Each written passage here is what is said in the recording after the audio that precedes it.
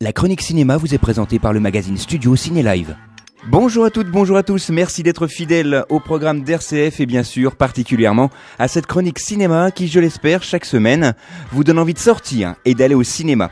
Alors avant de vous parler de mes sorties ciné, un petit rappel quand même, je suis encore tout seul cette semaine, mais rassurez-vous, Manon fera un petit descriptif des films qu'elle a beaucoup aimés cette semaine sur notre page Facebook, vous en connaissez l'adresse et les mots-clés pour y accéder, chronique cinéma RCF sur la page Facebook, il suffit bien sûr de vous inscrire. Alors comme je vous le disais avant de vous parler des sorties cinéma pour cette semaine, je voudrais vous parler d'un film que j'ai beaucoup aimé puisque j'ai eu l'occasion de le voir très récemment en salle lors d'une avant-première avec le comédien principal.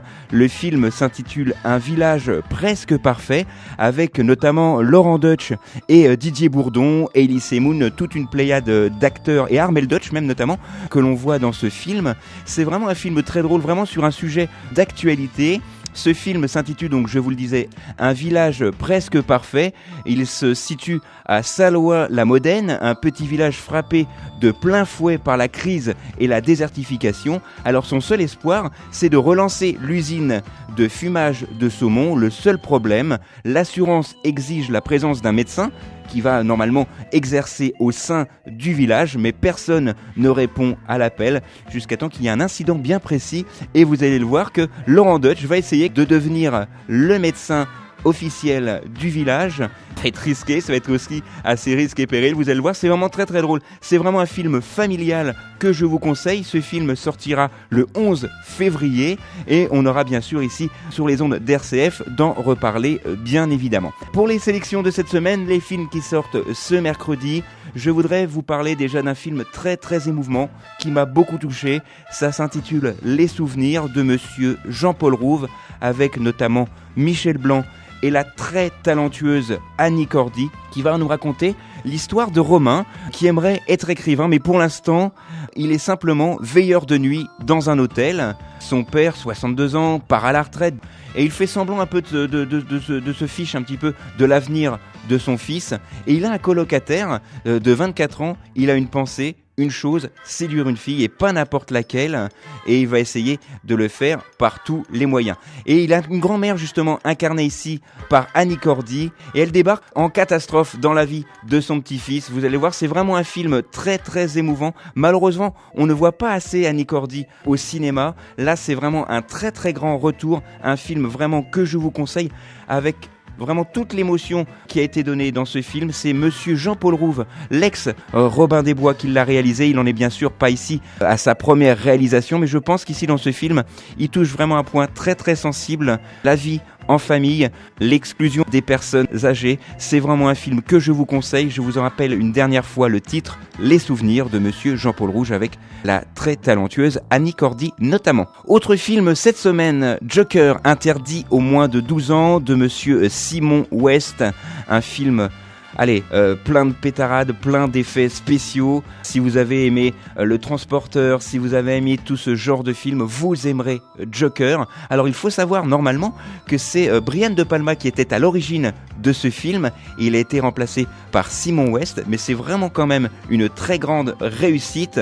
Alors c'est l'histoire d'un ex-marine addict au jeu qui se reconvertit dans la protection rapprochée de ses clients. Et vous allez le voir, ce n'est pas de tout repos. C'est un film qui sort bien évidemment cette semaine. Ça s'intitule Joker et je vous le rappelle que c'est interdit aux moins de 12 ans. Autre film, cette fois-ci pour toute la famille, à partir de 6 ans, le fabuleux studio d'animation Kill Bill sort un nouveau film. Alors, il y a eu quelques années comme ça, on entendait par-ci par-là des bruits comme quoi le studio allait fermer suite aux mauvais résultats de son précédent film, mais il sort tout de même un nouveau dessin animé, Souvenir de Marnie, à partir donc de 6 ans, je vous le disais, qui nous raconte ici l'histoire d'Anna, une jeune fille solitaire qui vit en ville avec ses parents adoptifs et un été elle est envoyée dans un petit village au nord de sa propre ville et comme ça elle va découvrir une demeure inhabitée au cœur des marais. Elle va se lier d'amitié pour l'étrange Marnie. Vous allez le voir, c'est vraiment un film très très beau, très poétique et vraiment avec des dessins tout en douceur comme seuls savent le faire les Japonais. Alors il faut savoir que le réalisateur de Souvenirs pour Marnie avait déjà réalisé un premier film dont on a beaucoup parlé ici sur SCF il y a quelques années, c'était en 2010,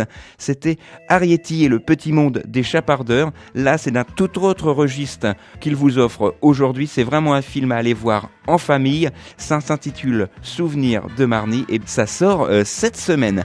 Avant de vous laisser, j'aimerais quand même vous rappeler que la semaine prochaine, nous parlerons beaucoup du festival Télérama qui se déroulera à Reims au cinéma Opéra, où vous allez pouvoir découvrir du 21 au 27 janvier 2015 toute une pléiade de films à 3,50€ seulement. C'est en partenariat avec Télérama, mais ça, je vous le disais, on en parlera la semaine prochaine. Voilà, c'est tout pour cette semaine. Nous, on se retrouve donc la semaine prochaine, bien sûr, même endroit, même heure. D'ici là, ne changez rien, sortez, allez au ciné, et tant que vous êtes au ciné, au moins, vous n'êtes pas devant la télé. La chronique cinéma vous a été présentée par le magazine Studio Ciné Live. Studio Ciné Live, c'est chaque mois toute l'actualité du cinéma.